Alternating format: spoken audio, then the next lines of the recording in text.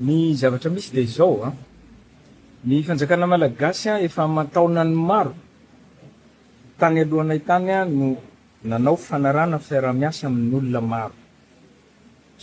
Maro be izy io a, misy ACFF, Ozipurine, ENEA, ENELEC. Dia ny zavatra misy ao Toamasina ny ENELEC no ao. Any Diego ENELEC no ao. Any Majunga ENELEC no ao. Dia ny magaga fa reo toeranareo samy manana olana daholo. Manana olana daholo reo toeranareo a. Zay fanjakana nefa tsy mitsahatra mandefa gropy any amin'ireny toerana reny. Mba hameno an'ilay gap, ilay tsy ampy, omeny ilay orinasa. Dia ny magaga rehefa mampiditra zahay manampy ny gropy ny JIRAMA dia mampihena ny azy ny ENELEC. Inona ny antony? Tsy fantatray. Fandroany dia ampitandrina ny ENELEC. Madagasikara any Malagasy. Rehefa tsy asa eto Madagasikara izy dia miala. Lazainy fa misy manao sabotage. Tsisy olona afaka miditra aneo amin'ny ENELEC fa tsy piasa ny ENELEC eny. Apetraho ny caméra. Apetraho ny fanaramaso ijerena an'ilay sabotage. Fa ohatran'ny mahagaga, isaky ny mampiditra gropy ny JIRAMA avy etỳ amin'ny fitondram-panjakana dia midina ny ENELEC. Zao ny zavatra tiako tenenina anareo io contrat io.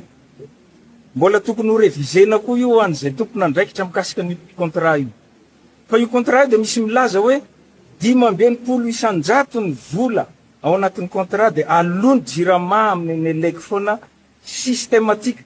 Na inona zavatra misy, na inona zavatra misy. Ohatra ny Diego, 18 mégawatt ny tokony omeny ENELEC. 18 mégawatt. 11 mégawatt ny besoin ny vahoaka ny Antsiranana. 18 ny tokony omeny any anatin'ny contrat.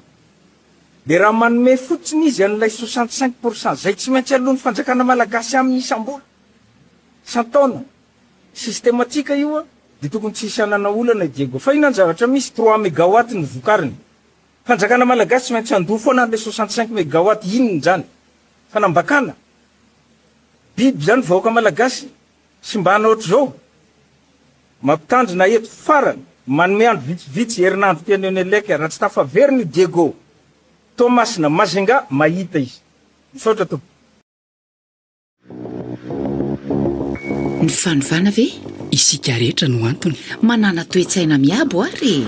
Atombohy aminao ary aloha ny fanovana e. Be azo ny ankohonana. Ahitsio ny famindra ny fipiaramonina fa tsy mora ny fanarenana. Aleo ny ezaka voaresy, toy izay reso azy no nitahotra. Eny ary herinandro vaovao fiandohan'ny herinandro ihany koa alatsinainy 20 ny volana Jolay taona 2024 amin'ny tapabolana 2 zany ao amin'ity volana 7 amin'ny taona 2024 ity ny androany. Raha ny eto Madagasikara manokana aloha dia androm-panadinana zany. Eto amin'ny tanin'ny Republikan'i Madagasikara ny androany raha ny lafiny sosialy no resahana. Ho an'Antananarivo manokana dia manamarika fotoana ihany koa zany 20 Jolay zany. Fa milohan zany rehetrarehetra zany tsy isy hoe maika nadodina aloha fa tsy maintsy tolorana ny araba. Dia mafisina ihany koa ny firaritso izay iombonana istery. Rakotony irina zay mampandray antsika etsy amin'ny lafiny teknika dia makasitraka hatrany ianao zay manaraka sy manjohy ny fandarantsika toy izao zany. Androm-panadinana ny androany araka ny nambara teo fanadinana inona fanadinana ara-panjakana fahatelo na mety fahefatra arakaraka ihany koa mety fahadimy arakaraka izay olona misehatra amin'izany fa raha eo amin'ny fanabeazana aloha zany amin'ny ankapobeny dia manomboka amin'ity an'io ity efa periny avokoa inona fa efa amin'izany ny mpiadana ny fanadinana baccalauréat manodidina ny 7 alina sy 3 hetsy mahery eo zany no mpiadana voasoratra anarana manerana nosy hiatrika an'izany fanadinana baccalauréat izany.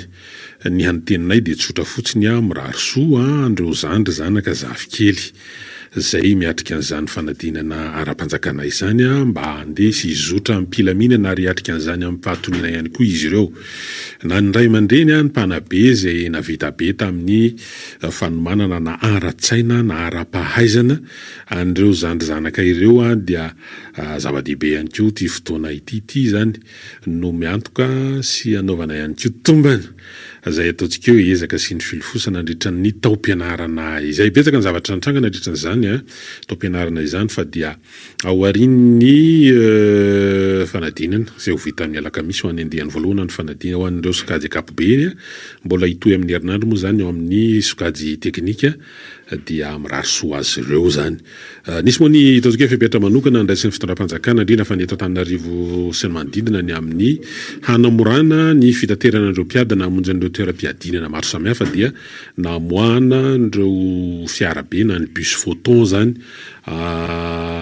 hiatrika an'ireny mitatitra ny mpianatra ny mpiadana ny hamonjy an'ireo toeram-piadinana maro samihafa dia zava-dehibe zany toy ny efa natao tamin'ny fanadinana CEPE tamin'ny fanadinana BEPC ary dia mitohy amin'izao fanadinana baccalauréat izao fiara bus photon hatrany amin'ny 20 mahery any no ndraina hetsika zany amin'ity manomboka amin'ity androany ity hatramin'ny 5 ora maraina hatramin'ny herinandro ambony satria mbola misy ireo mpiadana amin'ny fanadinana teknika moa dia hitohy amin'izany ny fitaterana maimpoimpona an'ireo mpiadana ireo dia mino-tsika fa ataontsika hoe zavatra rehetrarehetra manodidina ny fampandehanana fanadinana toy ny jiro ny eo ihany koa ny lafiny fiatohana ny fandriampahalemana dia vorily daholy ahafahana manateraka an'izany mirary soa mirary fombiazana ho an'ny rehetra zay no afaka resahanay amin'ity anio ity ho an'ireo mpiadana rehetra sy ho an'ireo mpanaramaso ihany koa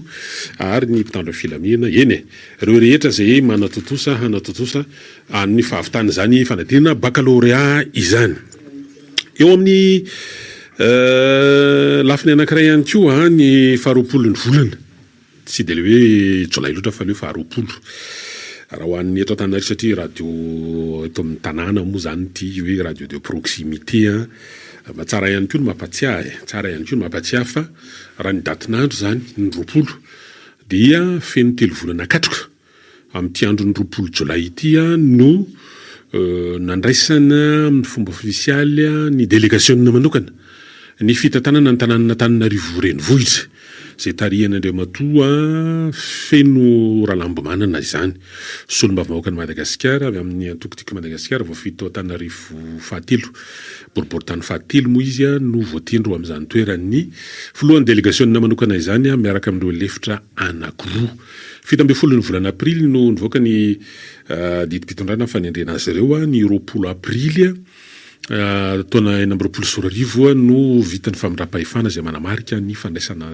an-tanana ofisialy ny fitantanana ny tanànana Antananarivo nametraka tanjona ny délégation spéciale zany tamin'izany famindram-pitantanana zany tao anatin'ny atsoka hoe laten'ny fandimbiasana tamin'ny fotoana io tsarona tsara dia ny hoe hanavao hitondra fanavaozana amin'ny fitantanana ny tanànana Antananarivo dia lara-pamena amin'izany ny fandaminana ny tsena fandrindrana ny fifamoivozana ary ihany koa ny resaka fanadiovana na ny fahadiovana ary dia naverimberina sy notsindrina mafiny amin'ny hoe tsy azo ekena ny gaboraraka eto Antananarivo renivohitra dia samy miaina sy mahita an'izany ny olom-pirenena eto na ny monina sy miasa mipetraka eto Antananarivo renivohitra na ny mandalo no ny asa na ny zavatra tanterahana eto an-drenivohitra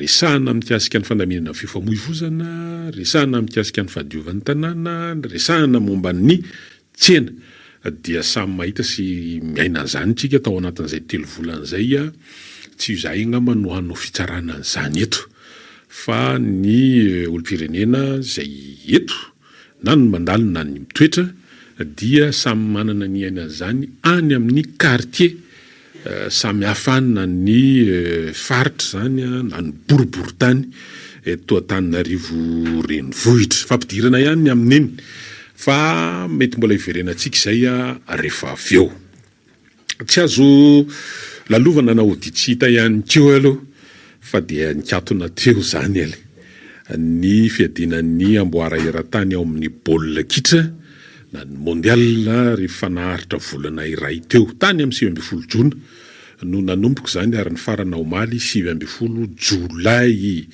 ho an' zay nahita mivantana sy nijery ary ny aina zany na nanaraka tamin'ny onjapeo sasany zay napita mivantana ny lalao dia i Espagne zany no ny batany amboara tamin'ity andiany 17 ity. Raha tena ampiandohany dia betsaka ny aya hoe izotra ampilaminana ve zany fiadinany amboara eran-tany zany zay firenena 3 mono napetrahano azy tamin'ity andiany 17 ity ary sambany teo amin'ny tantara mondial ihany io. Tsy ahivina ihany dia i Canada, Mexique ary États-Unis tany New York. Tany États-Unis nanaovana lalao famarana raha toa ka tany Meksika no nanaovana ny lalao fanokafana anti mondial ity. Tsy hay fotsiny ihany iny. Ry zareo Espagnol zany no nibatany amboara ry fanandrisy tao arin'ny fanalavam-potoana tamin'ny isa tokana ray noatra and zareo tompony amboara farany dia ny Argentine niaraka tamin'ny Lionel Messi izany. Samy manana ny zavatra afaka nitsoahana tao anatin'le mondial fa araka nambara teo hoe tamin'ny voalohany tany amin'ny fiandohany tany dia betsaka ny aya ny antony dia hoe mitranga indrindra mondial tao anatin'le ataontsika mbola sahotaotaka maneran-tany eo ny fifanandrinana eo amin'ny États-Unis zay mpapetrano lalao miaraka amin'ny Israelianina amin'izareo Iranianina zay nanana isan'andray anjara tao anatin'ity fifananana ity dia nisy ny fahasarotana moa zany tao anatin'ireny ataontsika hoe fahafahan'ny mpilalao na club ny Iran zay nilalao tany amin'ny kianja tany États-Unis satria dia tsy afaka nipetraka tany États-Unis tamina hôtely tany États-Unis zareo fa tsy maintsy tany atoerakafa na tany Meksika na tany Canada na afahana manao zay dia tsy maintsy mandeha intsetseta tsy aritra iny fa tamin'ny ankapobeny dia azo lazaina fa fombiazana ihany aloha na teo amin'ny amaroan'ny lalao na tao amin'ny ataontsika hoe amaroan'ny mpijery tonga niditra tao an-kianja sy ny teny ivelan'ny kianja na dia lafo ary raha oharina ny vola malagasy ny fidiriny sara-pidirana tao anatin'izany mondial zany ary dia azo antoka fa vola amina miliara mihitsy dolara ny resaka eto no vola niditra tamin'ny fédération raisam-pirenena amin'ny baolina kitra nandritra ny tiandiany 17 tamin'ny mondial ity.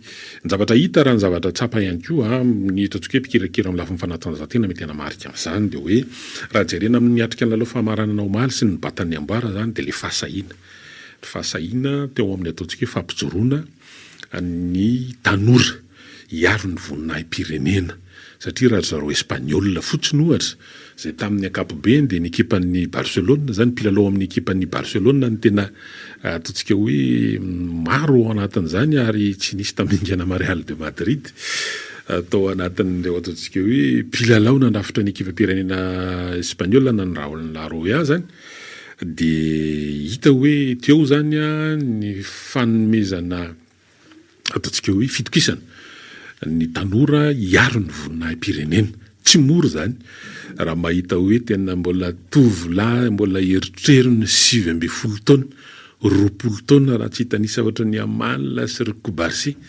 zay ny anankiray mpanafika ny anankiray vodilarana sarotra zany ny hoe tena voninahim-pirenena no eny atsoroka kanefa dia nahatotosan'izany iraka sy andraikitra izany reto tanora kely zay mandrafitra ny ekipam-pirenena Espagnol izany. Ina ihany koa no afaka resahana sy tsoahana ao anatin'ilay izy dia ny olona ny omana satria raha ny Espagne zany dia tsy vitany hoe tompon-daka eran-tany izy zany zao fa izy ihany koa ny tompon-daka ny Europa farany teo zany dia raha mijery ny tantara n'ireo ataontsika hoe mpilalao lalam-piainana sy ny zotrany sy ny dingana ny lalao dia tena nomanina fonony mbola kely no fa namolavolana azy ireo dia tonga amin'izao dingana amin'ny fandrombahana ny amboara izao.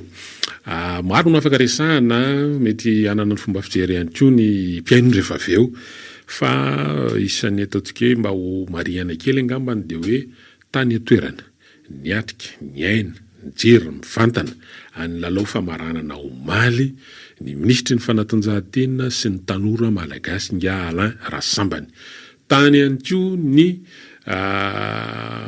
filohan'ny fédération malagasy ny baolina kitra Andriamato Alfred zany sady solombavombaoka ny Madagasikara voafidy tao Antsirabe faharoa faritra Vakinakaratra moa ary isan'ny manana club eto Madagasikara sy manana fotodrafitrasa ho amin'izany fanatanjahantena baolina kitra izany akoatra mampandrara azy tany toerana ihany koa ny filohana ligy paritra anankiray amin'ny faritanin'ny Tomasininy zay tany atoerana ny atrika sy ny jery mivantana ny aina niny lalao famaranana iny tsy ny tanisan'ny fisindry zareo tany akory ny tanjon'ny fandaharana fa ny hoe ny fisindry zareo tany dia tokony tondra lesona vokatra amin'ny hoe hampiroboroboana ny kitra eto Madagasikara satria raha ny zavatra hita sy tsapa ary ny baolina kitra amin'ny ankapobeny dia mampiombona izy ary na dia teo ihany ary le teo hoe tranga vitsivitsy aza isaika nanamaloka niny mondial iny amin'le hoe